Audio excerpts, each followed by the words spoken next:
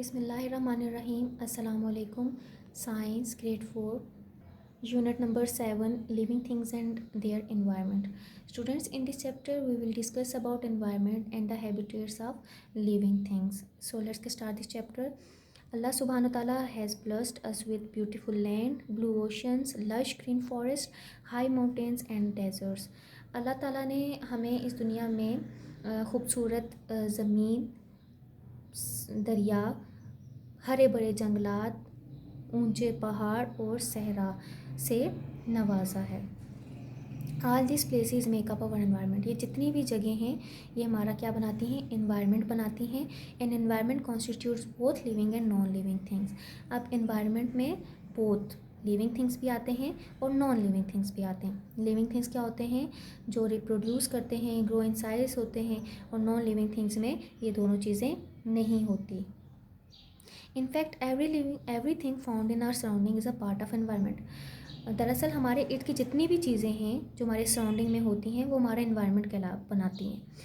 जैसे कि हम एक एग्जांपल ले लेते हैं, आप अपनी क्लासरूम के एग्जांपल ले लें। It has a specific environment. ये भी एक ख़ास किस्म का स्पेसिफिक एनवायरनमेंट बनाता है ना फॉर स्टडी के लिए। क्यों? क्योंकि इसमें इंक्लूड होती हैं टीचर, क्लासमेट्स होते हैं, आपके फ्रेंड्स होते हैं, बुक होती है, टेबल्स होते हैं, चेयर्स होते हैं, राइटिंग बोर्ड होते हैं। तो your classroom is a specific environment for study. आपकी स्टडी करने के लिए एक स्पेसिफिक एनवायरनमेंट है। Components of an environment. Components के जो माहौल है उसके जुज़ क्या हैं, अहम जुज़ क्या हैं? तो हमें पता है कि माहौल क्या होता है या एनवायरनमेंट क्या होता है। इसका मतलब यह कि हमारे इर्द गिर्द जो भी चीज़ें हैं, हम जिस एरिया में रह रहे होते हैं वो एरिया या सोसाइटी क्या है, वो हमारा एनवायरनमेंट कहलाती है। तो बेसिक कंपोनेंट्स क्या हैं एनवायरनमेंट के? दैट आर लिविंग थिंग्स, जिनको हम बायोटिक फैक्टर्स भी बोलते हैं, और नॉन लिविंग थिंग्स को एबायोटिक फैक्टर्स भी बोलते हैं। Humans, animals, plants and microorganisms are the living components of an environment. अब बायोटिक मीन्स जो लिविंग कंपोनेंट्स हैं। अब उसमें कौन कौन से आते हैं? ह्यूमंस हो गए, एनिमल्स हो गए, प्लांट्स और माइक्रो ऑर्गेनिज्म। कुछ माइक्रो ऑर्गेनिजम्स हैं वो भी लिविंग ऑर्गेनिजम्स होते हैं, जो हम इनको नेकेड आई से तो नहीं देख सकते, थ्रू माइक्रोस्कोप के जरिए उनको देखा जाता है। तो दीज आर बायोटिक कंपोनेंट्स हैं। Non living components of an environment are called abiotic components. अब नॉन लिविंग थिंग्स क्या हैं जो जिनको हम एबायोटिक भी बोलते हैं? वो कौन कौन से हैं? सॉइल हो गई, water, air, light, temperature, minerals और सीजन्स, मौसम। ठीक है, ये सारे जो हैं महीने जो होते हैं, सीजन्स, तो ये क्या है? हमारे एबायोटिक कंपोनेंट्स हैं। तो टाइप्स ऑफ एनवायरनमेंट हम पढ़ते हैं कि कितनी एनवायरनमेंट हैं। Can fish live without water? क्या मछली पानी के बगैर रह सकती है? Can a large tree grow big and strong in a pond?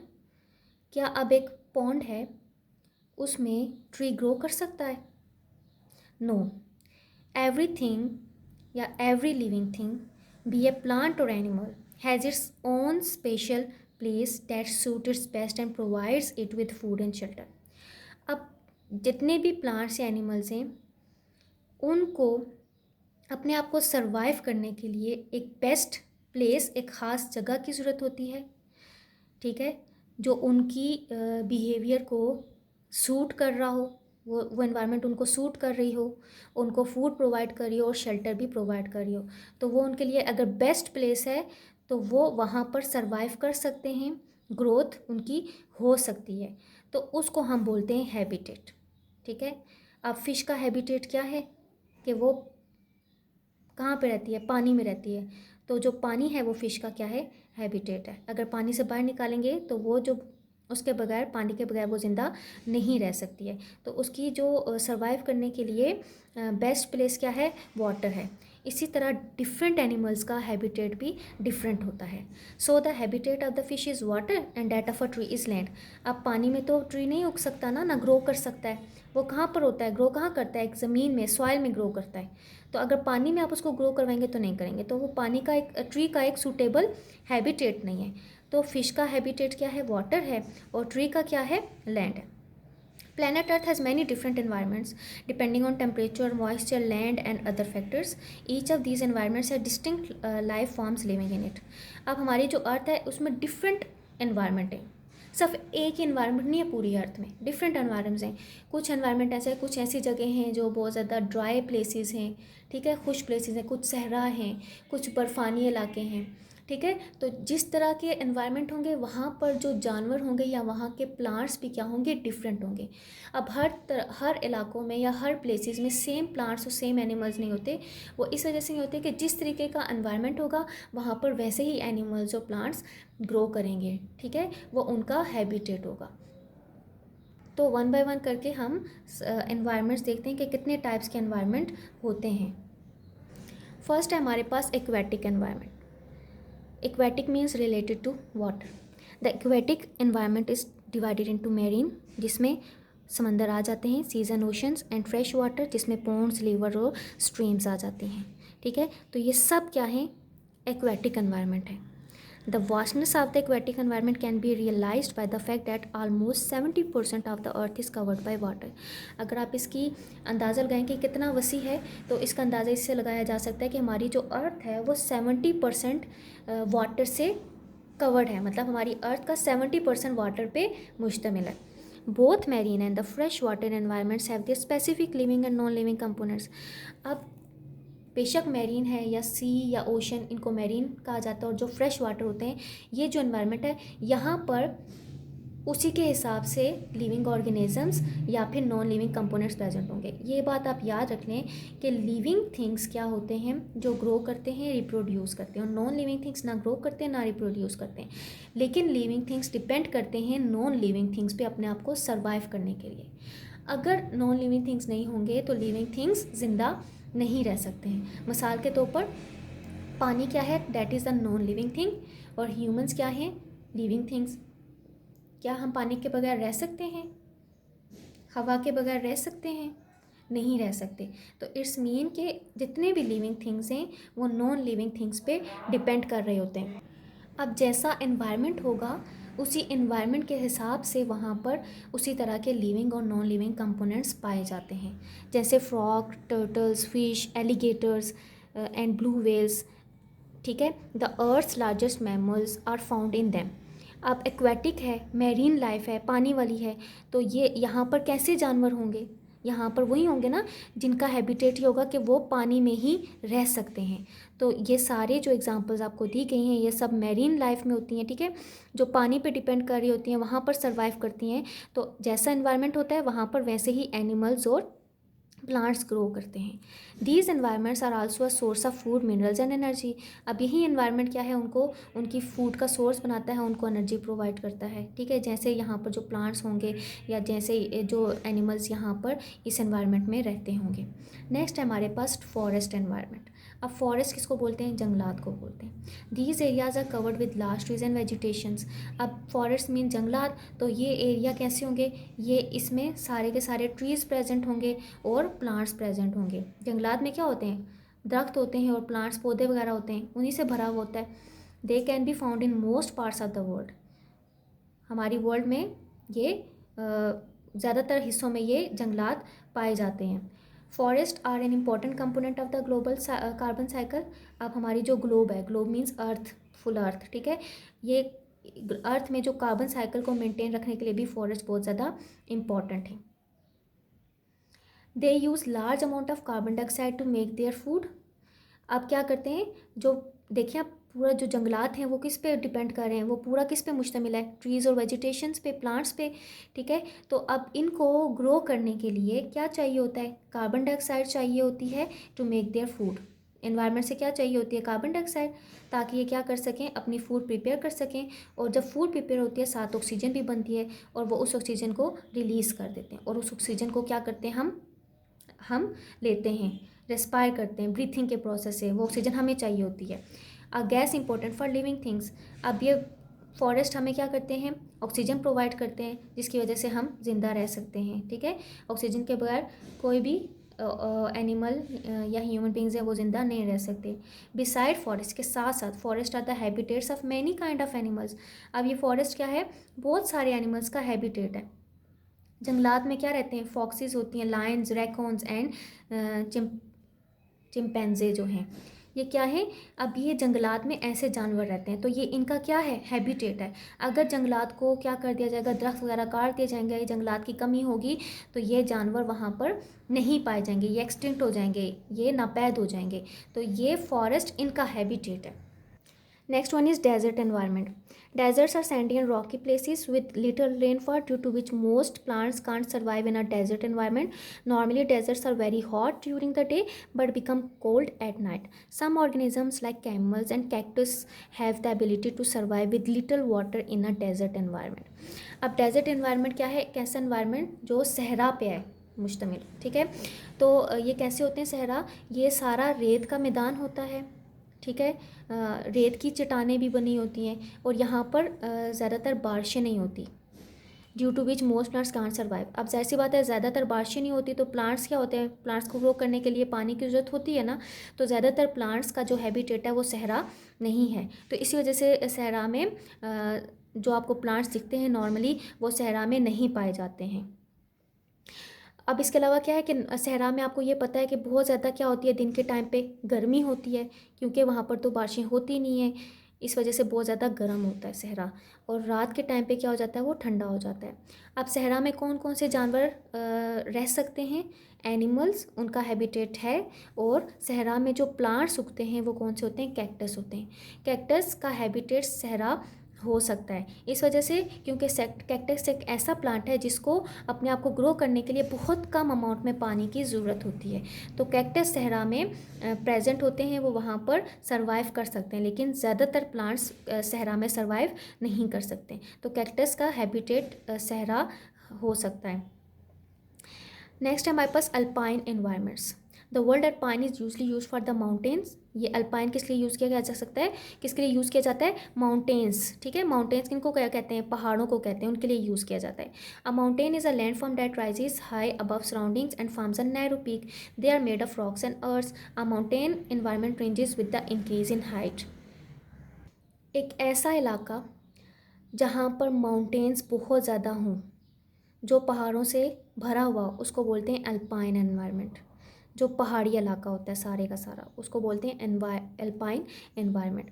अब जितना पहाड़ की बुलंदी ज़्यादा होगी, तो जो माउंटेन होगा उनका एनवायरनमेंट चेंज हो सकता है। जितना अगर वो हाइट पे होंगे माउंटेन्स, वहाँ पर उनका एनवायरनमेंट क्या हो सकता है, चेंज होता जाता है। अगर कम है तो उनका एनवायरनमेंट ऑब्वियसली क्या होगा, कम सर्द होगा। जितनी बुलंदी पे होंगे पहाड़, जितना ऊपर ऊपर की तरफ जाएंगे, उनकी हाइट ज़्यादा होगी, तो वहाँ पर टेम्परेचर बहुत ज़्यादा कोल्ड होता जाएगा। एट एल्टीट्यूड्स मीन बुलंदी, जितना ऊंचाई की तरफ जाते जाएं, there is very little carbon dioxide on oxygen which is necessary for all organisms to carry on life process. जितना बुलंदी पर आप जाते जाएंगे, तो हमें ये पता है कि जब हम बहुत ज़्यादा बुलंदी पर जाते हैं तो कार्बन डाइऑक्साइड और ऑक्सीजन कम होती जाती है। तो यही तो हमारे लिए बहुत ज़्यादा ज़रूरी है, जितने भी लिविंग ऑर्गेनिजम्स हैं उनके लिए कार्बन डाइऑक्साइड और ऑक्सीजन ज़रूरी है अपनी लाइफ को प्रोसेस करने के लिए, सर्वाइवल के लिए उनकी लाइफ की। The amount of sunlight also varies on mountains. अब ये जो सनलाइट है ये माउंटेन्स पे वेरी करती जाती है, ठीक है। Only some plants and animals like white bark pine and snow leopards have the ability to survive in this environment. अब जाहिर सी बात है, पहाड़ों पर जो बहुत ज़्यादा हाइट पर प्रेजेंट है, ऐसा इलाका जो पहाड़ों पर मुश्तमिल हो, वहाँ पर कार्बन डाइऑक्साइड और ऑक्सीजन की कमी होती है। इस वजह से ज़्यादातर प्लांट्स या एनिमल्स वहाँ पर सर्वाइव नहीं कर सकते हैं। तो कौन से प्लांट्स और एनिमल्स वहाँ पर सर्वाइव कर सकते हैं, लाइक वाइट बार्क पाइन, ठीक है, एंड स्नो लेपर्ड, बर्फानी चीता, ये प्लांट हैं, ठीक है। वाइट बार्क पाइन ये प्लांट का नाम है। तो ये इनकी एबिलिटी है कि वो सर्वाइव कर सकते हैं ऐसे पहाड़ों पर, ठीक है। जितना, क्योंकि पहाड़ जितना बुलंदी पर होंगे, वहाँ पर उनकी जो चट्टानें हैं वो बर्फ़ से ढकी हुई होती हैं, तो वो ठंडी होती हैं। इसके बाद है polar environment. Polar areas comprise the Earth's north and south poles. The North Pole is at the top of the Earth in the Arctic. The South Pole is at the bottom of the Earth in Antarctica. They are covered with the ice all the year round and hence the coldest places on Earth. तो polar means के जो बर्फ़ानी, जो बर्फ़ वाले इलाके होते हैं, जहाँ पर सारा साल बर्फ़ पड़ती रहती है।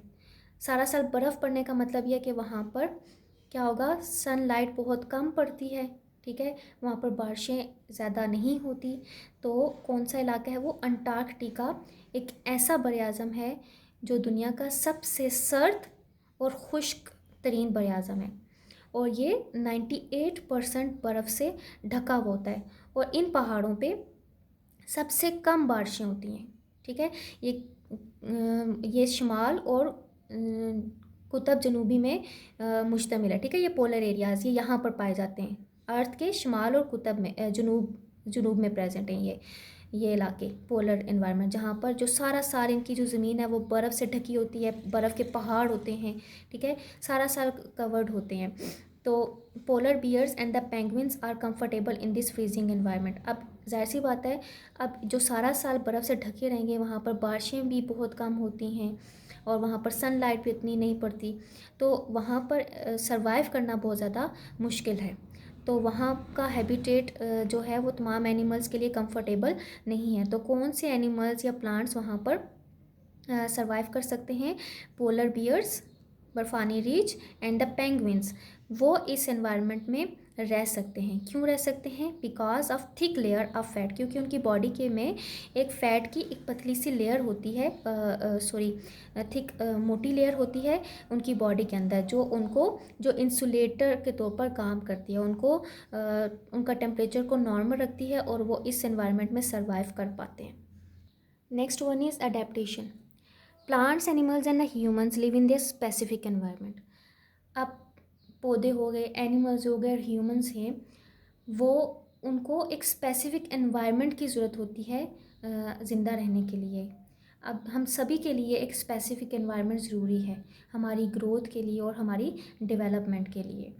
व्हेन एन एनवायरनमेंट चेंजेस, जब एनवायरनमेंट हमारा, जिस एनवायरनमेंट में हम रहते हैं, वो अगर चेंज हो जाता है, the organisms that live in it, तो जो ऑर्गेनिज्म उस स्पेसिफिक एनवायरनमेंट में रह रहे होते हैं, मस्ट इधर चेंज देयर बिहेवियर, या तो वो अपना बिहेवियर को चेंज करेंगे और मूव आउट, या फिर वो वहाँ से उस एनवायरनमेंट से मूव कर जाएंगे अपने आप को ज़िंदा रखने के लिए।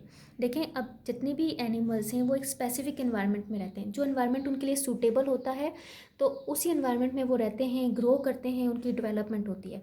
अगर वो एनवायरनमेंट उनके लिए सूटेबल नहीं होता, तो क्या करेंगे, वो उनका बॉडी के कुछ ऐसे फीचर्स होते हैं जो उनको उस एनवायरनमेंट में रहने के काबिल बना देते हैं, या फिर वो उस एनवायरनमेंट से मूव कर जाते हैं। ठीक है, ताकि वो अपने आप को सर्वाइव कर सकें, ज़िंदा रह सकें। तो उसको बोलते हैं अडेप्टेशन, कि मतलब अ फिज़िकल फीचर और अ बिहेवियर, एक फ़िज़िकल जो बॉडी में फीचर्स होते हैं या फिर बिहेवियर जो एक ऑर्गेनिज्म को सर्वाइव करने में, ज़िंदा रहने के लिए मदद देता है उस खास एनवायरनमेंट में, उसको बोलते हैं अडेप्टेशन।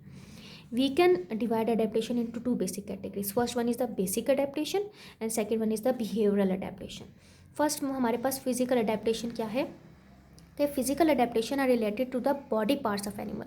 फिजिकल अडेप्टेशन किससे रिलेट करती है? ये एक किसी भी एनिमल या प्लांट के बॉडी पार्ट से रिलेट करती है। These body parts help them to survive. अब देखें, एनवायरनमेंट जिस तरीके का होगा, उनके बॉडी पार्ट्स की फिज़िकल फीचर भी उसी तरीके से होंगे, मतलब कि वो उस एनवायरनमेंट में सर्वाइव कर सकते हैं। And search for food in harsh conditions, कि वो उस एनवायरनमेंट में अपनी फूड को सर्च कर सकें और अपने आप को ज़िंदा रख सकें।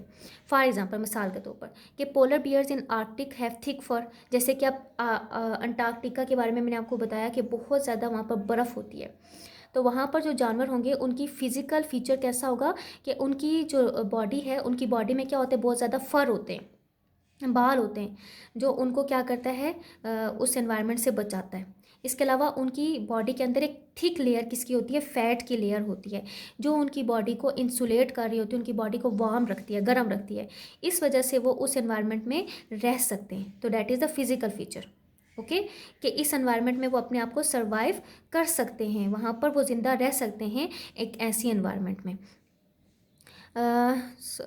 Under their skin to help them keep warm when they swim in colder water. जब वो अंटार्कटिक ऐसे पानी ऐसे इलाकों में रह रहे हैं जहाँ पर बहुत ज़्यादा बर्फ़ होती है, तो उनकी जो फैट उनकी बॉडी में प्रेजेंट है वो इंसुलेट के तौर पर काम करती है, उनकी बॉडी को वार्म रखती है और वो स्विम कर सकते हैं उस ठंडे पानी में। Similarly, a cactus has the ability to survive in desert with little available water because its roots spread out to collect water and store it for future use. अब कैक्टस का मैंने आपको बताया था कि वो डेजर्ट में रह सकता है। ठीक है, कैक्टस क्या है? वो एक प्लांट है। अब प्लांट्स को हमें पता है कि अपने आप को सर्वाइव करने के लिए पानी की ज़रूरत होती है। तो अब ज़्यादातर प्लांट्स उस डेजर्ट में नहीं रह सकते। क्यों? क्योंकि उन डेजर्ट में पानी नहीं होता। अब कैक्टस जो प्लांट है उसका फिज़िकल फीचर ऐसा है कि उसकी जो रूट्स होती हैं वो बहुत ज़्यादा स्प्रेड हुई होती हैं अंडर, ठीक है, अंडर द ग्राउंड या फिर अंडर सॉइल। तो वो क्या कर सकती हैं कि वो पानी को स्टोर कर लेती हैं, ठीक है।